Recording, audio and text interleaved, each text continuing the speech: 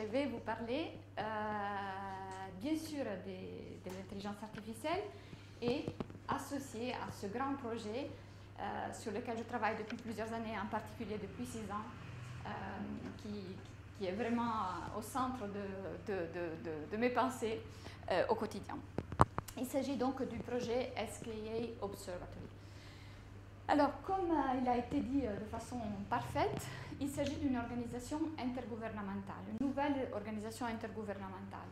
Donc ici, j'ai mis 2 exemples qu'à mon avis, la plupart de vous connaissent déjà, d'organisations intergouvernementales pour donner un peu la taille et les enjeux, pas que scientifiques, de politique scientifique, économique, technologique, etc., de ce type de structure. Alors, 2 organisations intergouvernementales sont le CERN, que vous voyez sur la gauche, avec en particulier le Large Hadron Collider, le plus récent, le plus grand des instruments du CERN en bas, et l'European Southern Observatory, que vous voyez sur la droite, avec son siège à Garching, en Allemagne, et en bas, vous voyez une image composite de différents télescopes de ce grand de grandes structures intergouvernementales. Donc il s'agit effectivement de projets, de structures qui voient la participation des gouvernements. Quand un pays décide de rentrer dans une organisation intergouvernementale comme ça, ce n'est pas que le ministère de la Recherche qui dit oui, ok, on y va, c'est intéressant pour nous, pour notre recherche, c'est vraiment le gouvernement d'un pays qui décide d'y aller. Et donc mon travail des 6 dernières années a été de convaincre le gouvernement français de rentrer dans cette nouvelle structure, cette nouvelle structure intergouvernementale appelée l'Observatoire SKA. Donc SKO veut dire SKA Observatory. Donc ici vous voyez une image sur la droite, il s'agit vraiment d'un projet au niveau mondial. Les pays indiqués en bleu ciel, en bleu clair, sont les pays qui ont été impliqués dans la phase de conception de ce grand projet entre 2012 et 2021. La France est bleu clair parce que le CNRS est rentré comme membre de cette première structure préparatoire en 2018. Et aujourd'hui, il y a 8 pays dont les parlements ont déjà ratifié le fait d'être rentrés dans cette structure. C'est directement les parlements. Ici, vous voyez en haut les 7 pays fondateurs de ce projet. Si vous voulez, je peux les lister, mais c'est moins intéressant, on parle un peu plus du reste. Donc, il y a une grande cérémonie à laquelle j'ai eu le grand plaisir de participer à Rome pour le lancement du traité international pour lancer cette structure. Dans l'image au centre, vous reconnaissez sans doute Monsieur le Président qui, en mai dernier, lors de sa visite d'État en Afrique du Sud, a annoncé que la France allait rentrer, faire partie de l'organisation intergouvernementale. Donc, mission accomplie pour SKA France, la structure que je dirige. Et en bas, vous voyez une image de la semaine dernière où je suis à côté du président du CNRS, parce qu'en attendant que le Parlement français signe la ratification pour rentrer définitivement dans le projet, c'est le CNRS qui a signé un accord de collaboration. Et donc voilà, du point de vue politique, un peu le parcours de la France dans ce grand projet mondial, ce qui pour moi est bien sûr une source de grande joie. Pourquoi? Parce que je crois vraiment que c'est un instrument qui va transformer notre vision de l'univers. Alors, pourquoi et comment? SKO, d'abord, il sera, oui, tout ça, un grand enjeu de politique internationale, mais c'est surtout un instrument pour faire de la science. C'est 2 télescopes, 2 radiotélescopes, comme on le verra un peu mieux, pour un observatoire. Et donc, comme votre collègue le disait tout à l'heure, les 2 radiotélescopes vont être l'un en Australie, dans l'Australie de l'Ouest. Tous les 2 seront dans des régions extrêmement désertiques. Et le premier télescope s'appelle SKA-Low. Le Low veut dire bas, parce qu'en effet, couvrira la partie plus basse fréquence du spectre électromagnétique. Et comme vous le voyez, il sera composé, il commence déjà, parce que la construction a commencé, à être composé par des petites antennes, un peu comme celles qu'on a sur le toit pour la télévision, regroupées en des stations. Et l'autre télescope sera constitué par un peu moins de 200 paraboles, donc des types d'antennes un peu plus classiques pour la radioastronomie, qui vont couvrir la partie un peu plus haute fréquence du spectre électromagnétique, dont on parlera tout à l'heure, et qui seront localisées en Afrique du Sud. Dans les deux cas, il s'agit de régions désertiques pour deux raisons, parce que l'air est sèche et parce qu'on a besoin d'être assez éloigné de tout type de pollution, de type téléphone, télévision, etc. On en parlera un peu tout à l'heure. Donc ça, c'est les deux grands télescopes pour la phase 1 de l'observatoire. L'observatoire est censé durer des dizaines d'années, et donc, puisqu'il s'agit de beaucoup d'antennes, il suffit d'avoir un peu plus d'argent pour, dans le futur, augmenter le nombre d'antennes qui feront partie de ce projet. Alors, on peut se demander pourquoi il y a beaucoup d'antennes. Pourquoi on construit des télescopes constitués par beaucoup d'antennes et pas par une seule grande antenne unique? Alors, et on parle dans ce cas de réseau d'antennes. Alors, je vais faire peut-être aller plusieurs fois cette animation. Et je vous l'expliquerai donc, en la faisant retourner plusieurs fois. Donc, en radioastronomie, on a besoin, en astronomie en général, on a besoin de deux caractéristiques, la résolution angulaire et la sensibilité.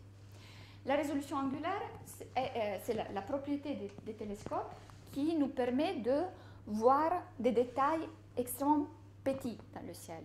Donc, soit voir des sources, arriver à distinguer des sources très petites, soit séparer deux objets dans le ciel et ne pas les voir comme un seul grand objet unique. Ça, c'est la résolution angulaire. Donc, notre capacité de distinguer, de voir des détails dans le ciel. L'autre, bien sûr, celle un peu plus intuitive, l'autre propriété des télescopes doit être la sensibilité. Donc, la capacité d'observer des objets très faibles. Alors, la résolution angulaire, comme ça après quand je vous fais voir l'animation, vous le savez déjà, la résolution angulaire d'un instrument dépend de sa taille. Donc si on a une grande antenne unique, plus est grande l'antenne, meilleure sera la résolution angulaire.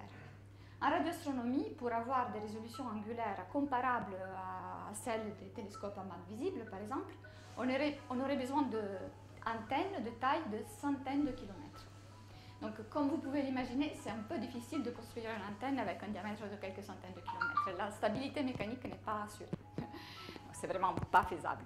Donc, les astronomes, les radioastronomes, ont pensé d'utiliser beaucoup d'antennes séparées dans l'espace, qui sont utilisées tout ensemble comme un seul grand instrument unique de taille égale à la distance maximale entre les antennes. Donc, plus est grande la distance entre les antennes, plus la résolution angulaire est bonne. Par contre, la sensibilité, donc la capacité de voir des objets faibles, dépend beaucoup de la densité d'antennes dans le centre de ce réseau d'antennes. Donc, je fais aller à nouveau cette animation. Comme vous pouvez le voir, ici, vous verrez des petites antennes qui vont apparaître. Plus les antennes sont éloignées, plus on va voir des détails fins dans le ciel. Et le plus on a d'antennes dans la région centrale, plus la sensibilité est élevée, et donc on voit des objets de plus en plus faibles dans le ciel. Donc SKA a été conçu pour avoir beaucoup d'antennes au centre et un certain nombre d'antennes jusqu'à des distances, dans un cas d'environ 150 km, disons, pour faire court. Alors, radiotélescope, pourquoi on parle de radiotélescope? Comme vous le savez, dans l'image en haut, je montre un prisme. La lumière blanche arrive sur un prisme et on voit beaucoup de composantes en couleur qui sortent du prisme. Pourquoi? Parce que la lumière n'a pas qu'une seule composante. À l'intérieur de la lumière, il y a beaucoup de types de lumière différentes, chacun caractérisé par une fréquence ou longueur d'onde. Donc, on connaît très bien le fait qu'on peut observer le ciel avec la lumière visible, donc la lumière qu'on peut observer avec nos yeux. Et donc, il y a beaucoup de télescopes qu'on connaît, qu'on voit dans des émissions télé, etc., qui observent ce type de lumière. Mais il y a beaucoup plus de types de lumière que seulement celle visible. On va des rayons gamma, rayons X, ultraviolets, et De l'autre côté, infrarouge, micro-ondes, radio. Donc de ce côté-là, les fréquences sont plus petites des fréquences qu'on observe en bande visible. De ce côté-là, les fréquences sont plus élevées. Et en particulier, on a la bande radio, dont la lumière peut être observée au travers des radiotélescopes. Et bien sûr, SCA n'est pas le premier. Ça fait un moment qu'on connaît la radioastronomie, mais pas autant que ça. La radioastronomie est née grâce à ce qu'on dit en anglais, on parle de sérendipité. Je ne sais pas si on peut utiliser ce mot en français, mais je ne sais pas comment traduire la sérendipité. Voilà, ça existe, très bien. La sérendipité, qui en général n'est pas que de la chance, est associée à des personnes intelligentes, persévérantes. Et Karl Jansky, qui est la personne grâce à laquelle la radioastronomie est née, donc grâce à laquelle je peux faire ma carrière, a été extrêmement persévérant. Il s'agissait d'un ingénieur qui travaillait dans une compagnie téléphonique de télécommunications aux États-Unis et qui avait construit ces antennes que vous voyez ici. Et l'objectif, pour lui, qui lui avait confié la compagnie Bell, était d'étudier les sources de bruit qui pouvaient arriver et qui pouvaient déranger les communications téléphoniques. Et donc lui, il a fait toutes les études, il a trouvé des sources de bruit associées à la foudre, il a trouvé pas mal de sources de bruit, mais en particulier, il avait trouvé une petite, très faible source de bruit qui arrivait de façon cyclique. Et il aurait pu dire, bon, c'est pas grave, parce qu'en effet, ça ne dérange pas trop, mais heureusement, il ne l'a pas fait, parce qu'en effet, il a découvert qu'il s'agissait d'émissions radio en provenance du centre de notre galaxie. Donc, la nouvelle a été tellement importante qu'elle a été publiée sur le New York Times. Malheureusement, sa compagnie lui a dit, très bien, tu fais ton travail, merci beaucoup, on arrête avec ce type de recherche. Mais heureusement qu'il y a eu quelqu'un qui a continué, Grote Reber, qui a construit sa propre antenne que vous voyez ici dans son jardin, qui a continué à observer le ciel et qui a produit la première image de notre galaxie, qui est celle-là. Donc en 1949, ici c'est une image dans le sens que chaque point sur les courbes correspond à la même intensité lumineuse. Donc c'était une façon pour montrer qu'il y avait une région du ciel beaucoup plus lumineuse en radio, et après qu'au fur et à mesure, la luminosité descendait, avait à des autres pics, etc. Donc ça, c'était la façon au travers de laquelle les premières images, entre guillemets, de caractérisation, en tout cas, de l'émission radio de notre galaxie, ont été effectuées. Et voilà, aujourd'hui, une image de notre galaxie en radio. Donc, en 1949, on a ça. En 2022, on a ça. Donc, comme vous le voyez, c'est vraiment une image magnifique. Il s'agit d'une image qui a été obtenue grâce au télescope MERCAT. Il s'agit de 64 antennes qui sont déjà en Afrique du Sud. Ce sont les premières 64 antennes qui feront partie du USK. Et dans cette image, vous voyez vraiment des choses extrêmement spectaculaires, des sources spectaculaires et une vision de la galaxie qui est très différente de celle qu'on a en bande visible. C'est ça la beauté d'observer le ciel avec différents types de télescopes. Parce que chaque bande de fréquence nous donne des informations différentes en provenance du ciel. Et donc là, en particulier, ces régions filamentaires ne sont encore pas complètement comprises, mais elles sont très probablement associées à beaucoup de formations d'étoiles au centre de notre galaxie. C'est-à-dire que la galaxie n'est pas un objet stable, la galaxie est un objet dans lequel des étoiles sont en formation continue. Et donc l'effet, c'est la production de beaucoup d'énergie qui peut se traduire en ce type d'image assez spectaculaire, mais les étoiles vont aussi mourir. Et en particulier les étoiles de masse importante, quand elles vont mourir, elles explosent. Et les éjectats de ces étoiles qui ont explosé sont ces sources circulaires que vous voyez dans cette image. Donc cette image montre une galaxie vivante. Et puis, dans cette image, nous voyons aussi des petites sources, très brillantes, mais beaucoup plus petites, beaucoup plus compactes. Et ici, on en voit beaucoup plus. Il s'agit, dans ce cas, de galaxies en dehors de la nôtre. Cette image a été à nouveau obtenue par ce radiotélescope MERCAT en Afrique du Sud que vous voyez ici. et montre des galaxies jusqu'à il y a 9 milliards d'années par rapport à aujourd'hui. C'est vraiment une des images radio les plus profondes du ciel. En effet, dans cette image, vous voyez une image composite d'une galaxie à différentes fréquences, une image en bande visible, et exactement la même galaxie en radio, avec deux types d'émissions radio. Cette émission, c'est une émission à beaucoup de fréquences différentes. Ça s'appelle synchrotron, mais ce n'est pas grave le nom. Elle est associée à la présence d'un trou noir au centre de la galaxie qui est capable d'accélérer des électrons, des particules extrêmement petites à des vitesses proches de la vitesse de la lumière. Et en plus, nous savons que partout dans l'univers, il y a des champs magnétiques. L'interaction entre ces particules très rapides et les champs magnétiques engendre de l'émission radio. Et puis on voit un autre type d'émission, là, pardon, je ne sais pas pourquoi il y a ce petit rectangle noir, je reviens en arrière. Là, en ce cas, c'est de l'émission toujours radio, exactement à 1,4 GHz. Il s'agit de gaz d'hydrogène. Donc vous voyez, au travers des observations radio, nous savons que les galaxies au centre, cette galaxie au centre, elle a un trou noir qui est en train de créer beaucoup de matière, qui produit des particules relativistes, qu'il y a des champs magnétiques et que ces particules relativistes avec les champs magnétiques émettent un radio. Et puis on sait aussi que dans les galaxies, il y a du gaz d'hydrogène, qui est le gaz le plus simple qu'on peut trouver dans l'univers.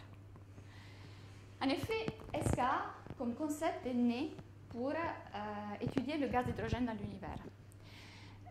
Pourquoi? Parce que ici, vous voyez des images magnifiques de galaxies en bande visible représentées en couleur jaune et du gaz d'hydrogène qui appartient à ces galaxies représentées en bleu. Il s'agit de galaxies qui sont en train sont en coalescence, c'est-à-dire elles sont en train de devenir une seule galaxie. Et vous voyez que la distribution du gaz est extrêmement perturbée. Alors pourquoi c'est aussi important d'étudier la présence de gaz dans les galaxies? Pourquoi les astronomes, quand moi j'étais encore petite en effet, ont commencé à concevoir ce magnifique instrument? Parce que c'est le gaz qui est la matière première pour former des nouvelles étoiles. Comme je vous disais, dans notre galaxie on le voit et on le voit partout dans l'univers, les galaxies continuent à former des étoiles.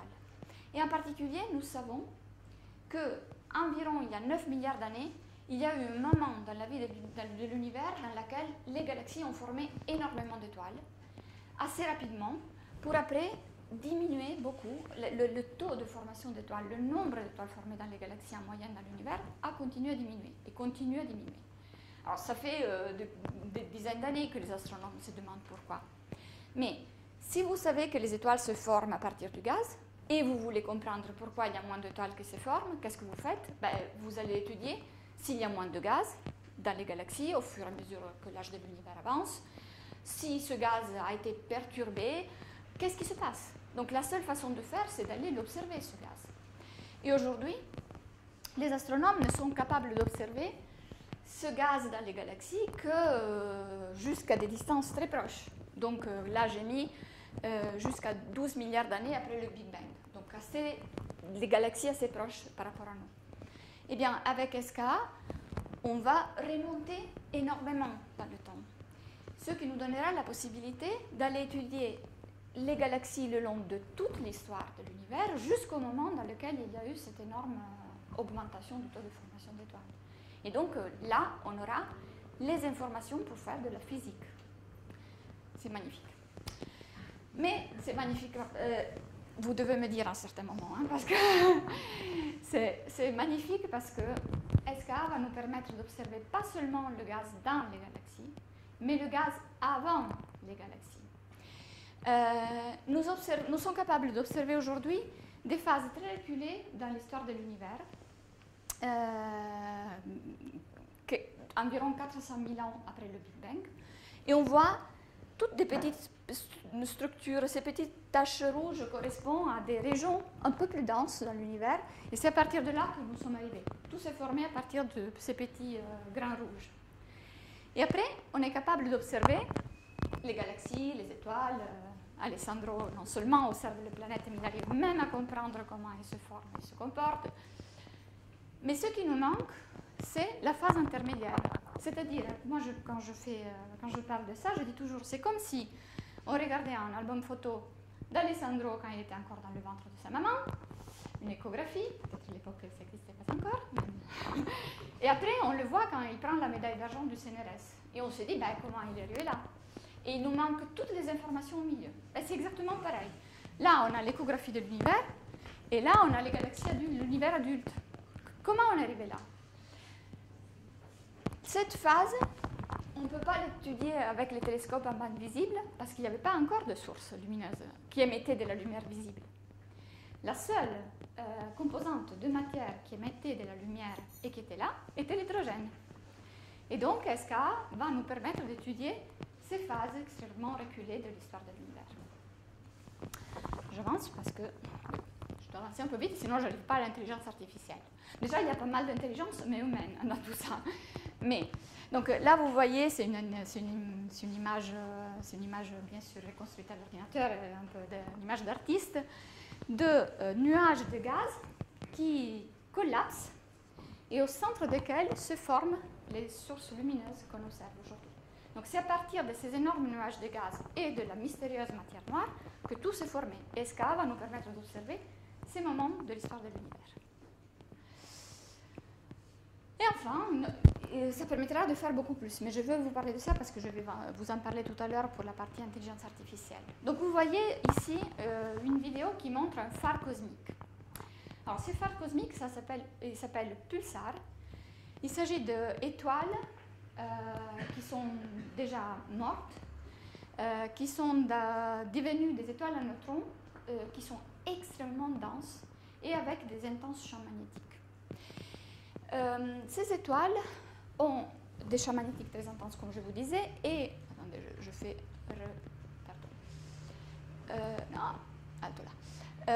sont des phares parce qu'ils vont émettre de l'émission radio, c'est le suivant cet axe, qui ne correspond pas à l'axe de rotation. Donc vous devez imaginer qu'un pulsar tourne et vous observez l'émission radio juste quand ce faisceau lumineux pointe vers vous.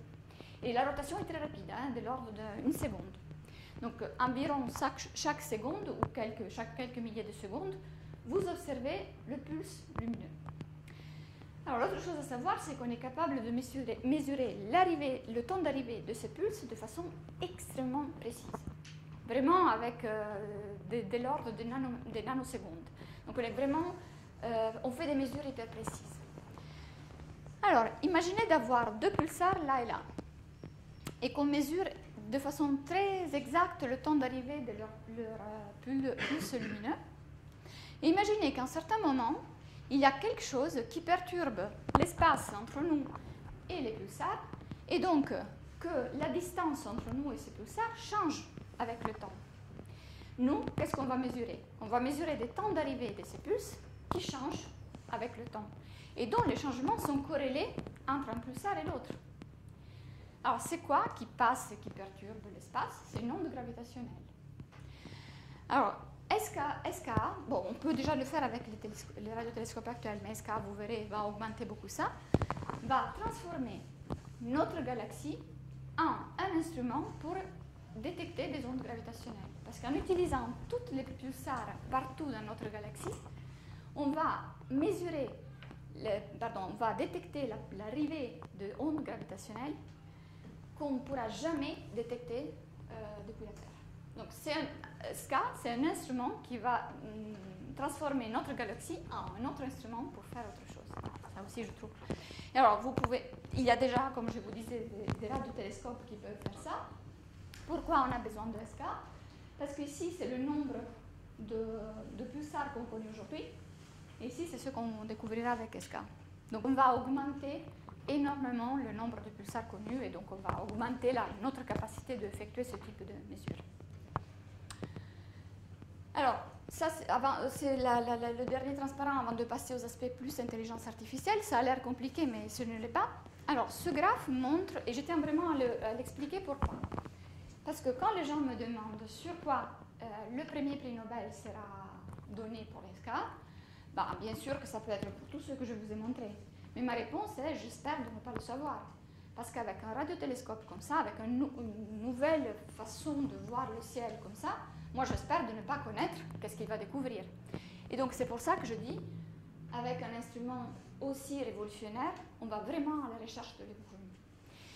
Et ce graphe le montre bien. Pourquoi? Alors, ce graphe montre la surface du ciel couverte par des observations avec un radiotélescope. Vous pouvez observer avec un radiotélescope pas tout le ciel simultanément. Vous pouvez observer des régions plus ou moins petites. Donc, ce que les astronomes font, ce qu'ils observent dans une certaine direction, pendant un certain nombre d'heures, ils se déplacent d'une autre direction, etc., etc. Et comme ça, ils couvrent plus ou moins une région plus ou moins grande du ciel. Voilà. Donc ici, c'est la région du ciel couverte. Ici, c'est la sensibilité, c'est-à-dire quel est l'objet le plus faible que je suis capable de détecter. Donc, bien sûr, ce que les astronomes veulent, c'est d'observer tout le ciel et d'observer des objets extrêmement peu lumineux. Aujourd'hui, qu'est-ce qu'on a? Soit une couverture totale du ciel, mais avec des luminosités limites extrêmement faibles, extrêmement élevées, c'est-à-dire on ne voit que les objets les plus lumineux, soit des toutes petites régions du ciel observées très très longtemps, et alors on arrive à détecter aussi les sources moins lumineuses. Avec ESCA, on aura tout le ciel à des luminosités plus faibles que ce qu'on arrive à faire aujourd'hui que sur des petites régions du ciel. Donc vous devez imaginer, on observera tout le ciel avec une capacité de découverte phénoménale. Et donc non seulement on ira très profond, et on pourra découvrir des sources inconnues, etc., mais en plus on pourra le faire avec une statistique très importante. Donc c'est vraiment la recherche de l'inconnu qui nous pousse à dire on a besoin de l'intelligence artificielle. Alors pourquoi?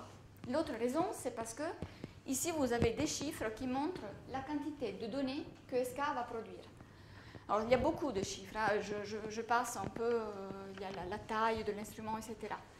Mais regardez, SCAMID va produire 2 terabytes par seconde de données et 62 exabytes par année. Ce qui correspond, pour être un peu plus clair, à 340 000 laptops chaque jour de données. Pour Escalo, c'est encore plus, pour différentes raisons. Je ne rentre pas dans les détails, sinon on va sortir à 7 h demain matin. Mais donc, Escalo, donc la partie basse fréquence, va produire tellement de données qu'il pourrait remplir 35 000 DVD en une seconde. Okay? Donc, c'est le big data. Quand je vais aux conférences, c'est génial, parce que je vais aux conférences pour parler de big data avec différentes sciences, pas que l'astronomie. Et donc, les gens parlent avant moi, en général, je suis vers la dernière, ils parlent de big data, hein, et puis moi, j'arrive avec le chiffre d'ESCA, et bon, alors tout le monde là, et bouche bée. Et c'est une des raisons pour lesquelles la France a aussi compris que c'était important de rentrer, parce que ça demande des développements technologiques non négligeables.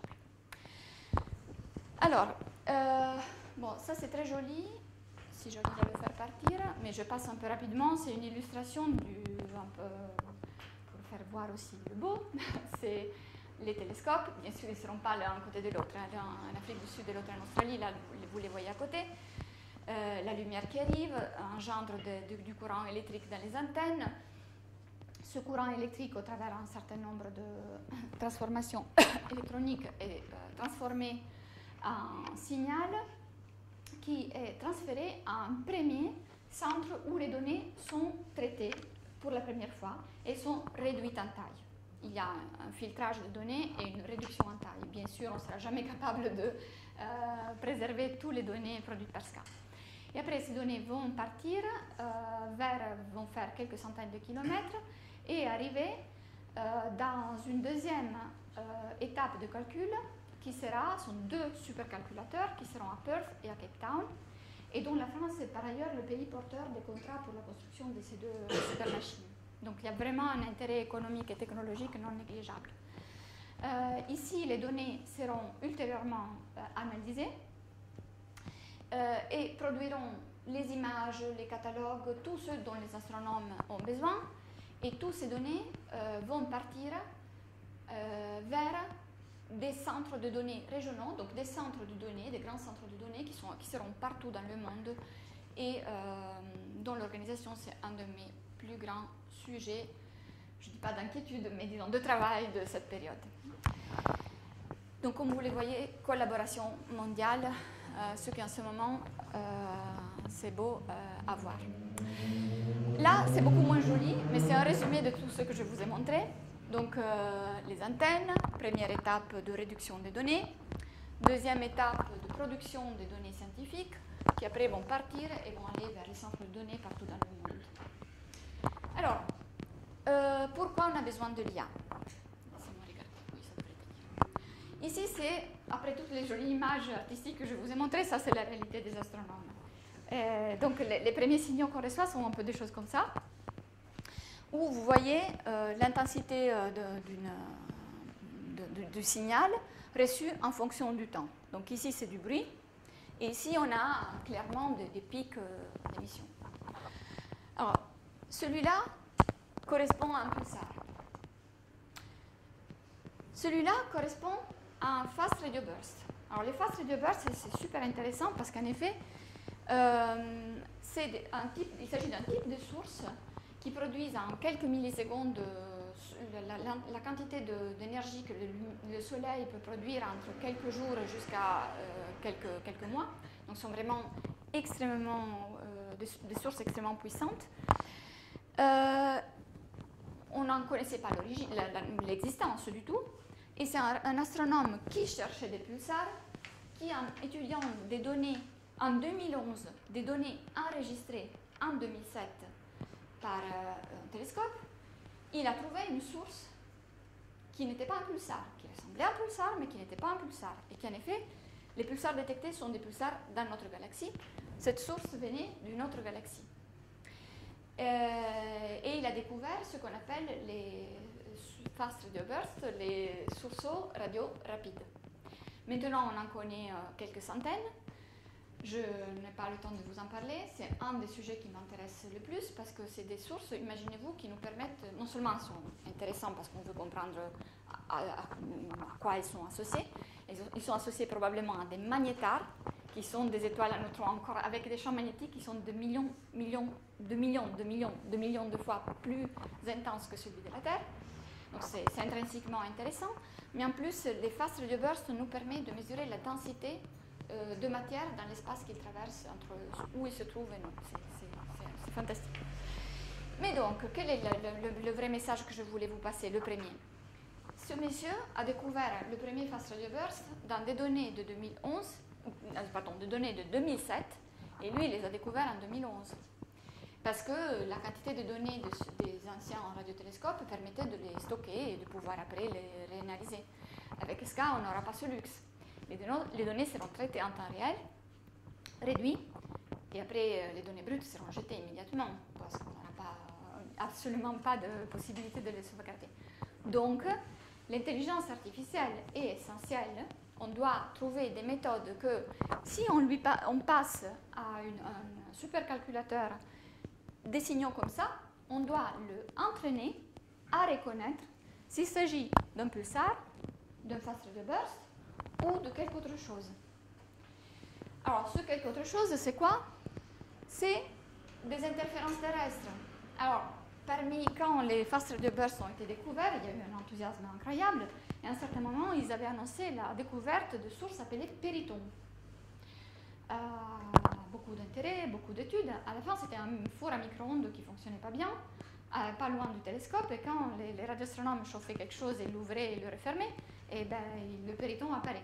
Donc, il faut être capable. Bon, et après, il y a toutes les interférences qui peuvent arriver, des téléphones. Je me souviens que quand j'observais en Australie avec un radiotélescope, à un certain moment, parce qu'on observe pendant le jour aussi, on a commencé à avoir pas mal de problèmes. Et ils ont dit, ah, il y a une classe qui vient en visite au télescope, il faut leur dire absolument d'éteindre les téléphones. Donc, il faut être capable de se débarrasser de ces interférences. Et ce n'est pas évident de reconnaître que c'est une interférence. Hein. Donc ici, je vous montre bien sûr des images un peu simplifiées, mais il y a vraiment des méthodes d'intelligence artificielle qui sont développées pour reconnaître les sources et surtout pour en découvrir de nouvelles. Donc si quelque chose ne rentre pas parmi la classification de ce qu'on connaît, ben, il faut pouvoir le sauvegarder au moins une partie des données pour pouvoir aller analyser si c'est quelque chose de nouveau qu'on découvre.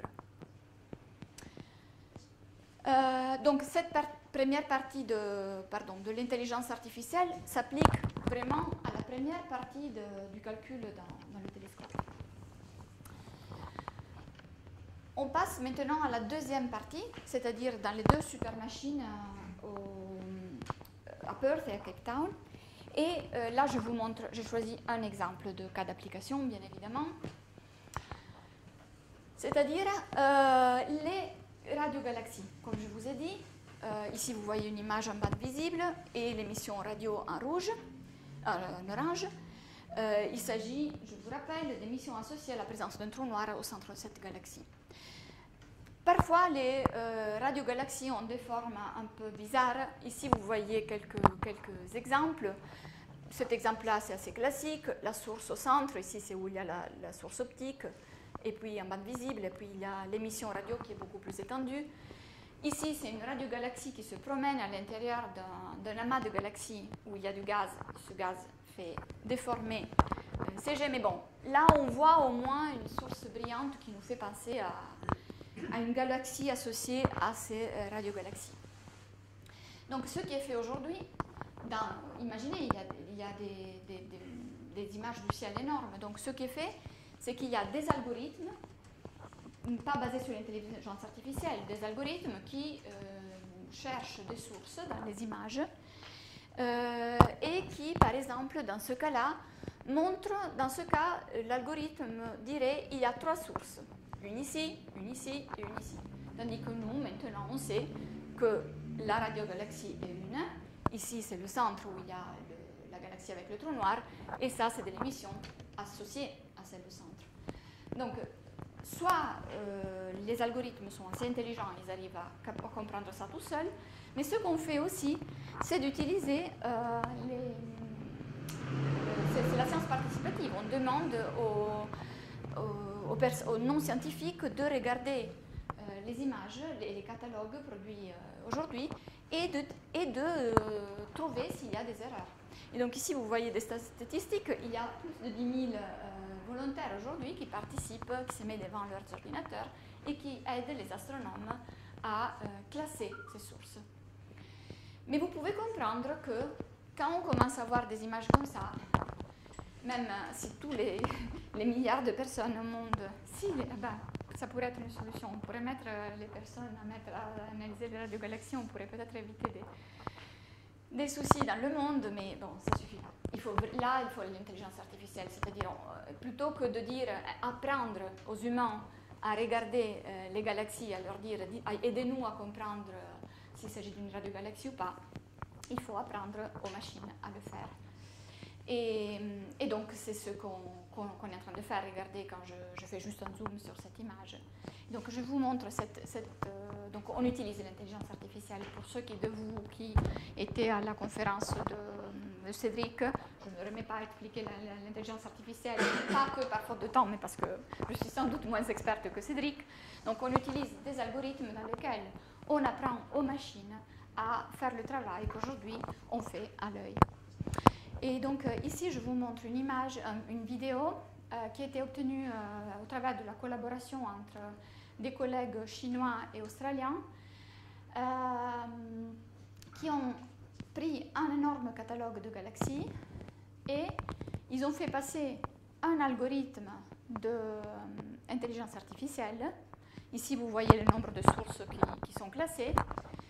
Et en 10 secondes, cet algorithme d'intelligence artificielle a fait le travail qui aurait été fait en 169 jours par l'être humain. Donc c'est clair qu'on a besoin de ce type d'algorithmes et qu'on peut les utiliser parce qu'aujourd'hui on a les machines pour les faire tourner. Mais l'intelligence artificielle, on a encore un peu besoin d'intelligence naturelle parce que l'intelligence artificielle ne peut pas tout faire. Regardez ces images magnifiques de sources observées par le radiotélescope Mercator en Afrique du Sud. Ça, il s'agit de 2 radiogalaxies différentes.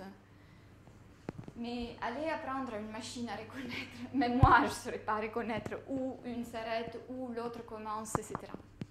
Et ici vous voyez une image de mes objets favoris, les amas de galaxies. C'est des énormes régions, vous voyez des dizaines de milliards de kilomètres d'extension. Et il y a beaucoup d'émissions associées aux galaxies, mais on a aussi des énormes sources qui sont propres aux amas de galaxies. Et là aussi, avec des formes assez irrégulières, et là aussi c'est difficile d'apprendre.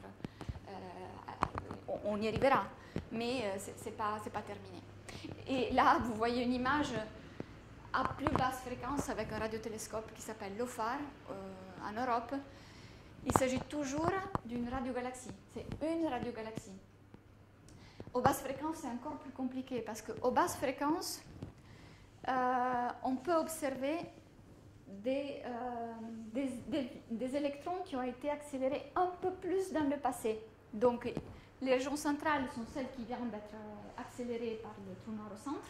Et puis, au fur et à mesure qu'on s'éloigne, on observe du plasma radio, on l'appelle, qui s'est éloigné du centre et qui a été accéléré dans le passé. Donc, il y a du travail. Allons apprendre une machine à comprendre qu'il s'agit d'une radiogalaxie. Et je voulais vous montrer les derniers transparents, j'arrive vraiment à la fin. Bon, ici, vous voyez une image 2D d'une galaxie, c'est le gaz hydrogène dans une galaxie. Ici, vous voyez une simulation d'observation avec SK de cubes d'images. Ici, c'est l'image un peu comme celle qu'on a vue tout à l'heure. Cet axe-là correspond à la fréquence. Donc, les galaxies, on les verra en effet tridimensionnelles. Et donc, il y a un Data Challenge, donc une compétition qui a été lancée par SKO pour aller chercher les sources dans ce cube. Le SKO connaissait la réponse parce que c'est une cube simulée, donc ce n'est pas une observation réelle, c'est quelque chose qui a été construit à l'ordinateur. Et ils ont demandé à la communauté de tester leurs algorithmes pour aller chercher ces sources dans le cube. Donc vous voyez beaucoup de participants qui ont travaillé sur de gros supercalculateurs un peu partout dans le monde, entre autres dans une des plus grosses machines françaises. Et bon, je suis très fière de dire que la médaille d'or a été emportée par la France avec une petite distance par rapport à la Suède et une distance plus importante, donc là le score indique la qualité des résultats, par rapport au troisième groupe qui a été piloté par l'Italie. J'étais contente, mais quand même. Et la différence, c'est que ces deux premiers teams ont utilisé de l'intelligence artificielle. Donc on voit vraiment que c'est fondamental. J'arrive vraiment au dernier. Alors, deux transparents. Là, je vous fais voir un petit peu ce film qui est très joli à voir, mais c'est un peu long, c'est 2 minutes, donc je ne le fais pas voir entièrement. Ce que les astronomes ont fait, c'était vraiment une très grande collaboration entre les États-Unis, l'Australie et la Chine. Ils ont utilisé le plus grand supercalculateur au monde, aux États-Unis, en tout cas le plus grand à cette époque-là, à ce moment-là, c'est fin 2019, pour simuler le télescope. Donc, il n'y avait pas encore le télescope réel, donc ils ont simulé la réponse du télescope à des observations. Ils ont simulé, donc ils ont reconstruit l'univers dans les phases primordiales avant que toutes les structures se forment. Et après, ils ont fait observer par ce télescope simulé un ciel simulé et ils ont reconstruit des futures observations de SK. Bon, je passe parce que c'est un peu long. Donc, c'est très important. Pourquoi? Alors là, j'ai utilisé des symboles un peu que je fais un peu à la main. Donc, en gros, pourquoi c'est important de faire ces simulations? Et pourquoi c'est important d'utiliser de l'intelligence artificielle?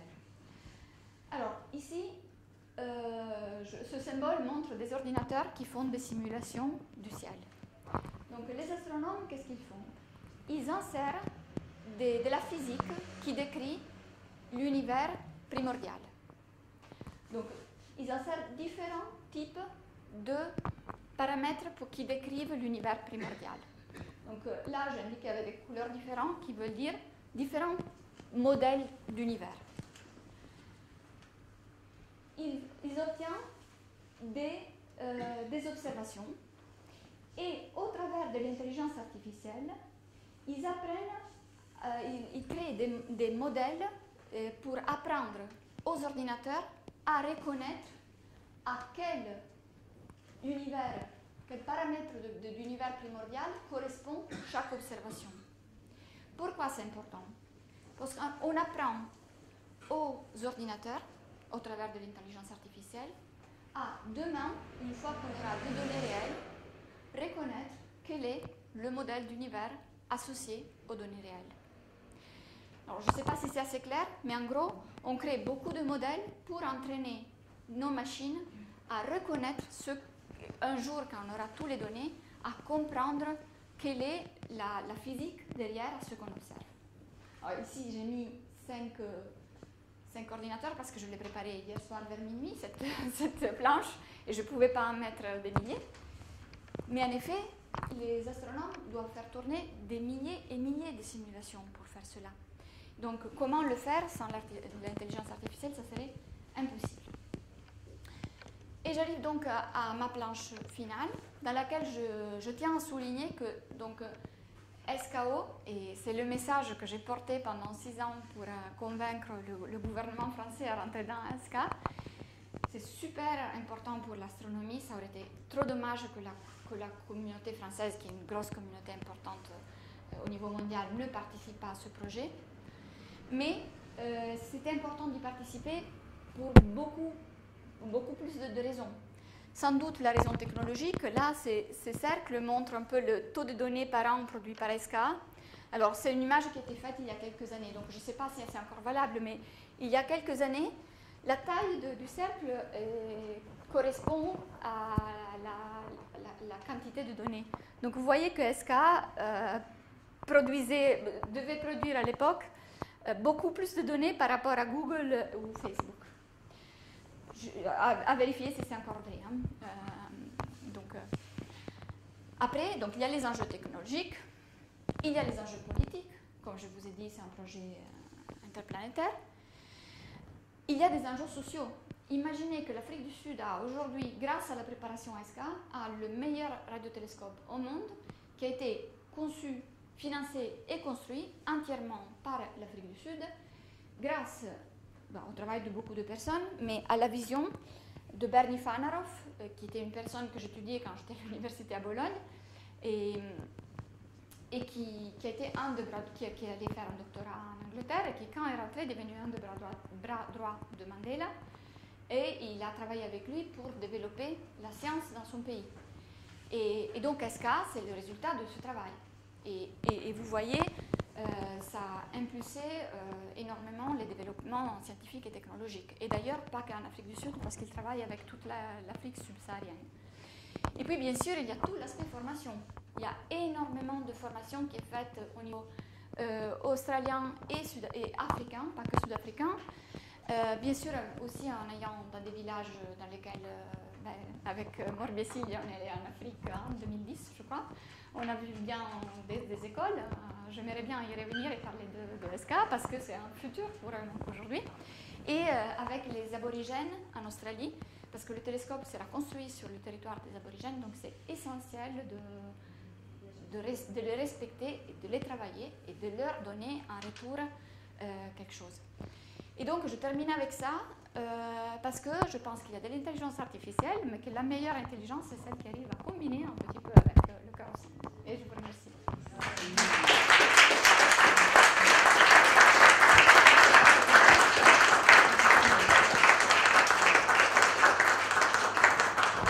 Ça, c'est pour moi. J'en profite parce que j'ai beaucoup parlé.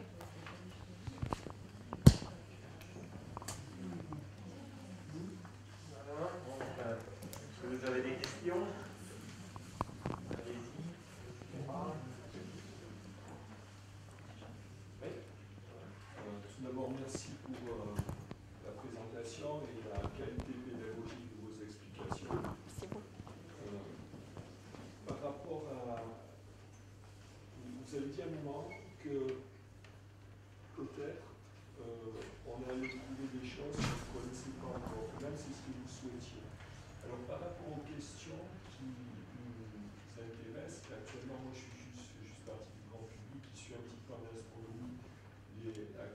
sais que vous avez évoqué, on ne connaît pas l'univers, en particulier la matière noire. Est-ce que SK pourrait arriver à comprendre de quoi il s'agit? Alors, oui, c'est une excellente question et je vous en remercie parce qu'en effet, je vous ai montré quelques cas dans lesquels l'ESK va être un instrument, un observatoire unique pour faire des études. Dans le cas de la matière noire, SKA sera d'un côté un cas unique, un instrument unique, et de l'autre un instrument qui va s'additionner à d'autres. Alors je vous explique brièvement. Il sera un instrument unique. Pourquoi? Parce que la mesure, la possibilité de mesurer l'hydrogène neutre dans les galaxies nous permet de mesurer la vitesse de rotation de ces galaxies. Et ce qu'on sait depuis maintenant plusieurs dizaines d'années, même avant que, je pense dans les années dans lesquelles je suis née, moi je suis de 75, c'est que les galaxies tournent trop rapidement par rapport à la masse qu'on mesure. Alors l'exemple que je fais toujours, c'est s'il y a des enfants qui se tiennent main dans la main et tournent, s'ils tournent trop vite, trop rapidement, à un certain moment ils vont tomber. Et c'est pareil, donc en gros, la matière à l'intérieur de c'est la masse à l'intérieur d'une galaxie qui tient ensemble une galaxie, au travers de la force de gravitation. La vitesse de rotation est trop importante par rapport à la matière qu'on voit dans les étoiles. Ce qui veut dire qu'il y a plus de matière. Et cette matière, le gaz n'est qu'un petit pourcentage, c'est pas ça, c'est de la matière noire. Alors, ce que nous avons fait, c'est de pouvoir observer ces courbes de rotation des galaxies, c'est la rotation des galaxies, jusqu'à des distances pas trop grandes. Avec SKA, on pourra aller au-delà et voir s'il y a une évolution dans la rotation des galaxies au cours du temps qui peut être liée à des distributions de matière noire différentes dans les galaxies en fonction de l'âge de l'univers. Donc ça, c'est quelque chose sur lequel SKA va être assez unique. Et puis, comme je vous disais, les astronomes font des simulations d'univers dans lesquelles, par exemple, un des ingrédients, c'est la quantité de matière noire qu'il y a dans l'univers.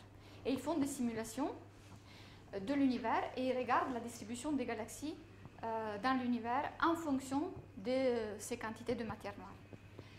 Alors, SKA va permettre, comme d'autres télescopes dans d'autres bandes du spectre électromagnétique, d'observer la distribution des galaxies et de la comparer à la distribution de ces simulations numériques. C'est important de combiner différents types d'observations à différentes longueurs d'onde, fréquences, ce qu'on veut, parce que chaque observation a des biais, c'est-à-dire en visible, je ne vois que les étoiles. En radio, je ne vois que la présence d'un trou noir ou d'étoiles qui ont explosé, etc. Donc, tracer globalement la distribution des galaxies au travers de l'utilisation de différents indicateurs sera extrêmement puissant pour l'étude de la matière noire dans l'univers. Merci pour la question, très intéressante. D'autres questions? Je voudrais vous demander la finalité de tout ça. Parce qu'en définitive, tout cet argent que vous met dans ce matériel... Je suis prête. Non, je rigole. Pourquoi est-ce que vous espérez trouver quelque chose? À la limite, ça peut vous satisfaire. Mais est-ce que l'humanité, les lambdas que nous sommes sur cette pauvre planète, est-ce qu'ils ont vraiment besoin de connaître tout ça? Alors, je vous réponds. La première réponse que je vous donne, très sincère, est qu'en ce moment, je dois vous dire que je travaille beaucoup. Et qu'en ce moment, avec tout ce qui se passe, moi-même, parfois je me dis, est-ce que tout ce qu'on fait a du sens quand on voit après ce qui se passe? Mais ma réponse est oui. Et je vous donne plusieurs réponses. Alors, la même question m'a été posée quand j'étais au tout début de ma carrière et j'étais allée faire un séminaire dans une prison. Et vous pouvez imaginer que les gens qui m'ont posé cette question étaient dans une situation dans laquelle on peut bien imaginer leur esprit en me demandant « oui, ok, mais bon ». Et ma réponse à l'époque, qui n'était pas complète parce que j'étais jeune et je n'avais pas l'expérience que j'ai aujourd'hui, était on fait tout ça Mais alors, si on peut se demander oui, pourquoi? C'est pour la connaissance d'abord, et surtout, et ça reste surtout et d'abord pour la connaissance même maintenant, que j'ai d'autres visions. Et on peut se poser la question, alors pourquoi on écrit des livres, pourquoi on écrit de poésie, pourquoi on fait des peintures, pourquoi on fait tout ce qui n'est pas cultiver la terre, même les fleurs. Moi je suis fille d'horticulteur, à la limite pourquoi avoir des roses dans la campagne. Ça c'est la première réponse, et j'y crois toujours. La connaissance, l'ouverture d'esprit. Moi j'étais timide, fermée, parce que je suis une fille de village, je le reste.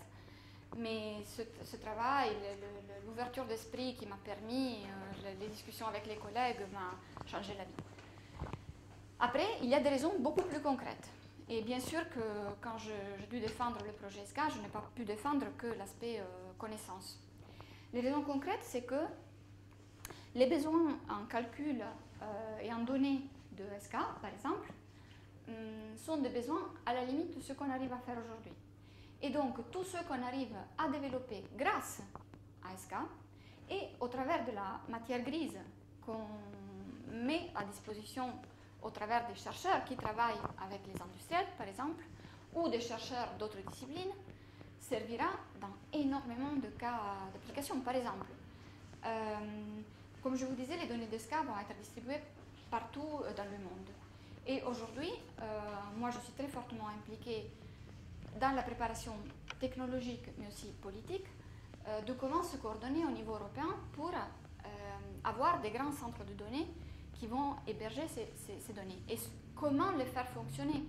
Ce qui veut dire tous les aspects techniques de transfert de données, les aspects calcul pour réanalyser ces données, les aspects sécurité pour éviter que quelqu'un aille les chercher. Tout ce qu'on développe aujourd'hui pour ça, ben, on pourra le réutiliser pour tous les besoins qu'on a en données, de données médicales jusqu'aux données météo, etc. Et tout cela aide bien sûr la société, mais aide aussi l'économie. Parce que l'économie, les boîtes, les compagnies qui travaillent sur ce projet ont des boosts de développement et aussi un retour du point de vue des contrats, du point de vue des gens qui peuvent travailler, etc. Il y a l'impact social, parce que moi, une des raisons pour lesquelles je fais beaucoup de conférences grand public, c'est parce que je veux montrer, je vois des jeunes filles, que les jeunes ont des possibilités de travailler dans ce métier, entre autres des filles. Donc il y a un impact social parce que chaque scientifique peut mettre un petit grain et après on espère que ça deviendra une personne qui s'intéresse. Donc j'en ai donné quelques-uns, certains moins concrets, d'autres je pense assez concrets, mais en tout cas ces grands projets sont d'abord pour faire de la science, mais sont aussi et beaucoup des développements de l'innovation. Sont parmi les principaux boosters de l'innovation au niveau mondial. Je voudrais rajouter quelque chose par rapport à la question de monsieur. Moi, je trouve que l'homme est meilleur l'homme est capable du meilleur comme du pire. Actuellement, il y a le pire. Moi, je trouve qu'au niveau de la collaboration scientifique, c'est le meilleur de l'homme. C'est-à-dire que tous les hommes de bonne volonté, quand il y a des pays qui se fédèrent au niveau de la recherche, même des recherches qui n'ont peut-être pas de prime abord des applications concrètes, même si, comme vous venez de le dire, au niveau de l'innovation, il y a des répercussions. Moi, je trouve ça magnifique, parce que c'est avec ce genre de collaboration et des pays qui arrivent à discuter entre eux et à partager que, finalement, on érige, pour moi, les remparts les plus efficaces contre, finalement, les guerres et les rivalités. Absolument. Voilà. Absolument. Moi, je vous remercie. Voilà. Je sais que parmi les grands projets scientifiques, moi je crois beaucoup peut-être je me trompe parce que je n'ai pas la connaissance physique que vous avez, mais pour moi moi, un des plus beaux projets, c'est le projet ITER qui a lieu à Cadarache, et je sais que c'est celui qui réunit le plus grand nombre de nations à cette collaboration. Si on arrive à mettre en place la fusion et que ça va représenter une source, une réponse aux problèmes d'énergie sur notre planète, mais ce sera génial. Oui. Et moi, je crois beaucoup en ça. Et aussi toute la communauté scientifique qui essaie de faire entendre raison à notre société pour toutes les planètes, pour tous les problèmes de climatologie qui existent, et qui ne cessent pas de lancer des alertes, je leur dis total respect, merci. Absolument. Je vous remercie pour cette... Le salut de la planète passe par ces collaborations. Merci de nous donner de l'espoir par votre témoignage en ces temps troublés qui nous laissent quand même le pied dans le je vous remercie. Je suis 100% d'accord et je dois vous dire que effectivement, on a eu la réunion du conseil du SKO la semaine dernière et c'était dur parce qu'on vit tout ce moment. On est des hommes et moi quand j'étais à Rome pour la signature du lancement de cette collaboration internationale, j'étais émue parce que les astronomes qui ont conçu ESCA à la fin des années 80, quand j'avais une dizaine d'années, non plus, une quinzaine d'années, ils ne pouvaient pas imaginer que après tout ce temps, 16 pays arrivent à se mettre d'accord pour construire quelque chose. Et je peux vous assurer que parmi les astronomes aussi, il y a le mieux et le pire. Et qu'on doit faire avec des gens qui sont très bien et des gens qui sont moins bien. Mais la chose bien, c'est qu'à la fin, par notre passion et le fait qu'on croit sur l'importance de notre travail pour donner une pierre positive au monde, on arrive à se mettre d'accord. Même s'il y a les égos, même s'il y a les gens qui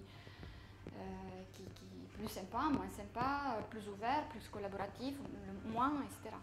Donc je suis absolument d'accord et j'espère vraiment que tous les projets scientifiques aujourd'hui ont des soucis énormes à cause de la situation. D'abord le Covid. Le prix pour construire des FPGA qui sont une composante du calcul a augmenté de 1100%. Les prix pour transporter au travers des océans le matériel au travers de bateaux ont augmenté de 60%. Donc tout ça impacte bien évidemment les projets planétaires. Et encore une fois, on doit se serrer les coudes et s'aider et essayer de trouver des solutions ensemble. Et si on y arrive pour un projet astro, pourquoi ne pas y arriver pour des choses d'autre taille? S'il n'y a pas des égos trop importants. Mais je vous assure que on en a. Donc combien de temps va durer la phase d'entraînement de l'ordinateur?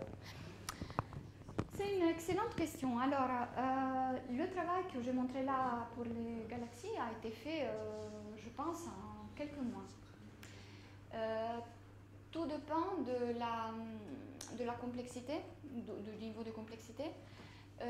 Aujourd'hui, avec les puissances des calculateurs, c'est tout à fait faisable, au moins pour les sujets qu'on connaît, sur l'échelle de temps d'un an, de quelques mois. Ce qui nous manque encore, mais qui est en train de se développer, et en France pour ça, on est très bien organisé pour ça, c'est de faire entrer plus de non-radioastronomes dans le milieu pour ne pas réinventer mais ça peut être... Et la chose bien, c'est qu'il y a des instruments qui s'appellent précurseurs de SCA, qui aujourd'hui servent déjà à préparer SCA de point de vue méthodologique. Donc tu parlais de 35 000 DVD par seconde, il faut quand même les véhiculer la première frontale. Donc comment on fait ça? Est-ce qu'il faut inventer des choses au point de vue technologique? Parce qu'on a tous la fibre dans la maison aujourd'hui, on sait que bon, c'est 50 mégas, ça marche. Donc si tu veux véhiculer 35 000 DVD par seconde, donc fibres. Du développement aussi sur la qualité de la fibre. Pour le moment, c'est des fibres et je ne me souviens pas combien de fois on fait le tour du monde avec les fibres qui vont être installées par ASCA, mais c'est plusieurs fois. C'est un domaine typiquement dans lequel, si on veut faire, parce que l'idée c'est de faire un télescope plus grand après, il faudra trouver une raison d'innovation. Pour le moment, c'est de la fibre. Et la réduction de données, donc la réduction en taille de données, qui va avoir lieu à côté des antennes dans les ordinateurs qui ne sont pas très loin, est déjà assez massive. Hein. On réduit beaucoup. Donc avant de le faire partir pour des centaines de kilomètres vers Perth et Cape Town, c'est déjà beaucoup. Imaginons qu'on ait un petit cube dans tout l'univers et que SCA arrive à voir qu'il y a d'autres parties. Comment SCA en fait va réagir face à cet agrandissement? Je n'ai pas compris la question, pardon. En fait, imaginons qu'on ait un cube dans l'univers. Un cube de quoi? De matière, de masse? Oui, de tout ce qu'on a découvert. Que SCA arrive à assembler plusieurs cubes qu'on a découverts autour de notre cube. Mais un tout petit peu, comment SCA va réagir pour encore agrandir ce champ? Alors, par cube, tu veux dire l'univers qu'on arrive à observer, en gros. Oui. Hein? Donc, si on veut l'étendre. Alors, c'est une très belle question. Comment l'intelligence artificielle peut affronter l'inconnu? Oui. Alors, absolument. Et donc, c'est pas évident. La chose difficile à faire, c'est qu'aujourd'hui, les algorithmes d'intelligence artificielle qu'on conçoit vont chercher ce qu'on connaît qu'il y a dans le cube. Et donc, la façon qu'on pourrait adopter, c'est de tous ceux qui ne rentrent pas dans le cube, essayons de le sauvegarder et d'aller essayer de comprendre si c'est quelque chose d'intéressant ou pas. Mais c'est pour cette raison que, comme je disais tout à l'heure, on essaye de faire entrer des non-radioastronomes parce que pour introduire des éléments d'intelligence artificielle que nous n'utilisons pas, parce que les radioastronomes vont chercher un peu ce qu'ils connaissent. Et donc les éléments d'intelligence artificielle qu'ils introduisent, c'est comme si tu éteins la lumière et tu cherches ton téléphone, tu cherches quelque chose avec la forme d'un téléphone. Par contre, si tu dois chercher quelque chose dont tu ne connais pas la forme, et tu as tendance toujours à chercher quelque chose avec la forme du téléphone, tu trouveras d'autres téléphones. Donc on cherche d'introduire dans la recherche des méthodes d'intelligence artificielle des non-radioastronomes, un peu plus aveugles que nous, pour essayer d'introduire des nouvelles méthodes qui vont nous permettre de voir s'il y a d'autres cubes. Mais c'est pas donné, c'est pas évident. C'est un des grands challenges. Le fait d'avoir trop de données. Le challenge de l'intelligence artificielle, l'autre fois on parlait de la conduite autonome des voitures, le gros souci est l'événement extraordinaire qui arrive une fois tous les 10 ans sur la route, évidemment, les ordinateurs ne sont pas entraînés, et du coup la voiture te rend le volant. C'est programmé pour te rendre le volant, et ce qui n'est pas suffisamment bon avec ton intelligence naturelle. Et par ailleurs, il y a eu un accident le soir de... C'est pas conduite autonome, c'est pas une conduite, je pense. Merci beaucoup.